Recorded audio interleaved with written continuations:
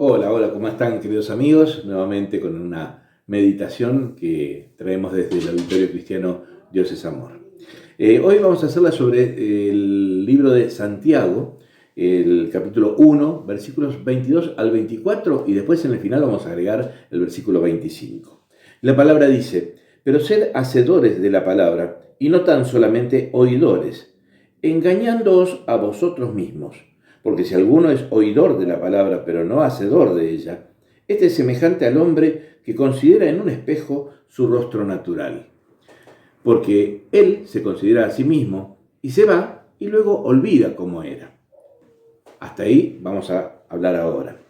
Dice ser hacedores de la palabra. Cuando estamos frente a la palabra, ya sea escuchando un mensaje en la iglesia, leyéndola, haciendo un estudio bíblico, podemos hacerlo con dos actitudes que son diametralmente opuestas: ser oidores o ser hacedores.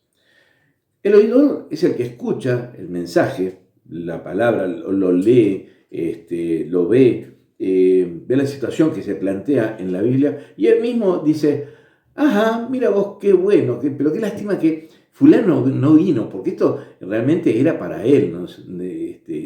Y hace ese pensamiento, ¿no? O qué lástima que no grabé para después mostrárselo y vean realmente, comprendan qué es lo que yo les quería decir el otro día, ¿no? Pone el objeto en otro lugar, no en sí mismo. Y la palabra nos habla a nosotros directamente. Ante determinadas situaciones toma la misma actitud que tomaron esos que pasaban por el camino y estaba una persona herida que había sido robada, ¿no es cierto? Y pasan y todos tienen una excusa, un pretexto para no parar y ayudar a esa persona. Hasta que pasó ¿quién? El buen samaritano, ¿no? Él no fue un oidor. Los oidores fueron los otros. Y Lucas dice que lo compara al oidor como aquella persona que se mira en un espejo. Pero acá tenemos que hacer una salvedad. En aquella época no existían los espejos como los conocemos ahora. No existía el vidrio directamente. Entonces, ¿cómo eran los espejos? Los espejos eran láminas de metal, de plata, de cobre, de estaño, muy bien pulidas, ¿no? Y en eso se reflejaba la imagen. Lo invito a que en su casa después haga la prueba. Yo que tengo un platito, esto es de acero inoxidable, pero a pesar de eso, como está un poquito gastado, tiene sus rasaduras, no da la misma imagen que me daría un espejo. Y cuando usted se mire en un espejo, si tiene, no sé, una pava de acero o algo que tenga un poco de brillo, o alguna lámina de metal, algo, fíjese y va a ver que la cabeza, los ojos se ven, los lentes yo puedo verlos, ahí mi nariz, la boca, ¿no? Los podemos ver, pero no vemos los detalles. Vemos a grosso modo, ¿no? Y así se veían antes. No se veían si tenían los pelos parados. Hoy en día nos ponemos delante del espejo, si tenemos un pelo parado, lo achatamos y no queremos salir con los pelos parados. Pero esos pelos parados yo los tomo como símbolo de nuestros errores, ¿no? No queremos tener esos errores. Antes los errores no los veían. ¿Por qué? Porque eran oidores nada más y la vida seguía adelante. Los hacedores de la palabra no se olvidan de la palabra. ¿Qué es lo primero que hacen cuando la están escuchando? La atesoran en su corazón, la guardan en su mente, ¿no? ¿Para qué? Para tenerla disponible en cualquier momento en que sea necesaria.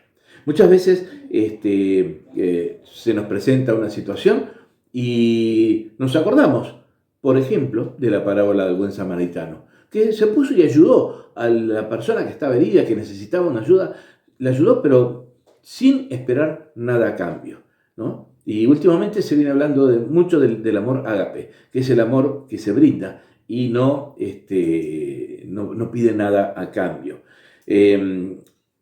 A veces la Biblia, la palabra, nos ordena cosas, como por ejemplo en esta parábola que mencionaba, de ama a tu prójimo como a ti mismo. Primero nos dice ama al Señor tu Dios, eso no le cuesta trabajo a nadie, pero ama a tu prójimo como a ti mismo. Es una orden que nos da y que si no la tenemos bien grabada en la mente y en el corazón, y simplemente la oímos y sale por el otro oído, no va a tener ningún fruto en nuestras vidas.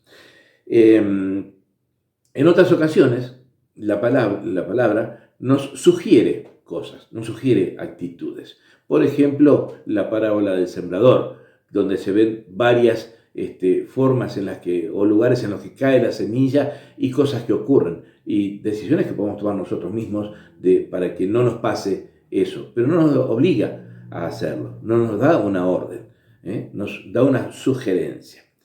Tenemos que ser hacedores de la palabra. Ahora vamos al versículo 25. Lo leo rapidito, tengo 3 versiones para leerlo.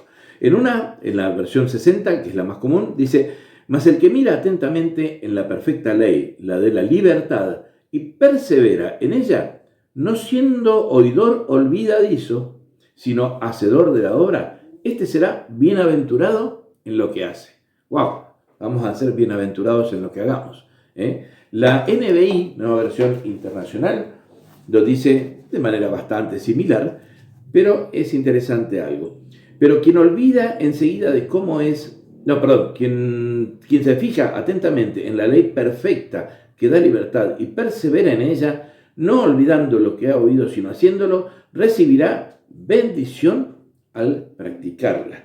O sea, por un lado nos dice que seremos bienaventurados, en esta otra versión nos dice que recibiremos bendición al practicarla.